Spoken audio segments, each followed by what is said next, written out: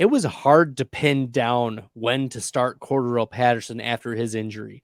Because in week 9 against the Chargers, he finished as the running back 7 and then, well, proceeded to finish outside of the top 20 of running backs until week 17.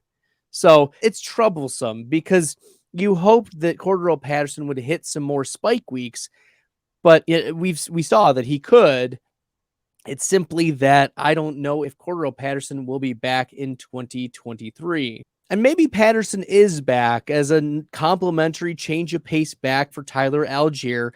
His dead cap is $3.75 million, so it's not nothing, and his cap hit is $5.5 million.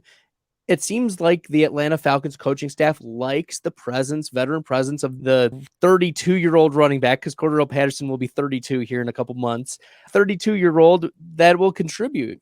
And we saw him have some production and be a capable pass catcher near the end. 3 of his last 4 games, he had 3 targets. And we did see some spike weeks. So I think that Cordarrelle Patterson might be a nice best ball play relative to season long. I'm probably not going to draft him very much in 2023 season long unless we hear that Tyler Algier gets hurt in the offseason or something like that. But I think Cordarrelle Patterson does stick around. I think that the Atlanta Falcons coaching staff trusts him.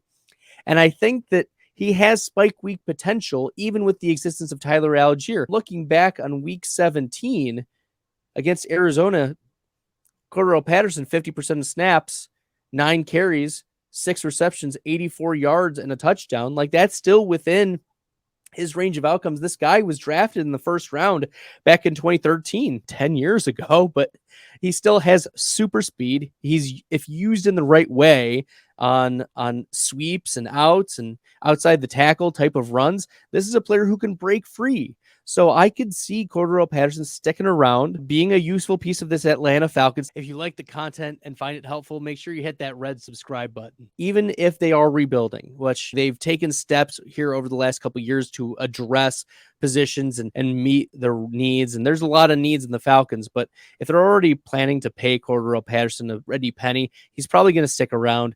I don't think there are a lot of other teams that would be as interested in signing a Cordarrelle Patterson, but we'll see. Certainly an interesting spike week type of player, but I wouldn't go out of my way and depend on him as a running back too. But if the right value falls for Cordarrelle Patterson, I could see him being like an auto pick later on in the drafts. Right now, Cordarrelle Patterson is being drafted as the running back 40, behind the likes of Chuba Hubbard, behind the likes of Donta Foreman, behind the likes of, we'll see where Alexander Madison lands, but if Madison lands a backup gig, like, give me Cordarrelle Patterson in that spot. So I like that. I like him ahead of Clyde Zille. I like him ahead of Samaje Perine. So those are just some players to throw out that I like his spike week potential. You're not, as I said, banking on him as a running back too, but an interesting play moving into 2023.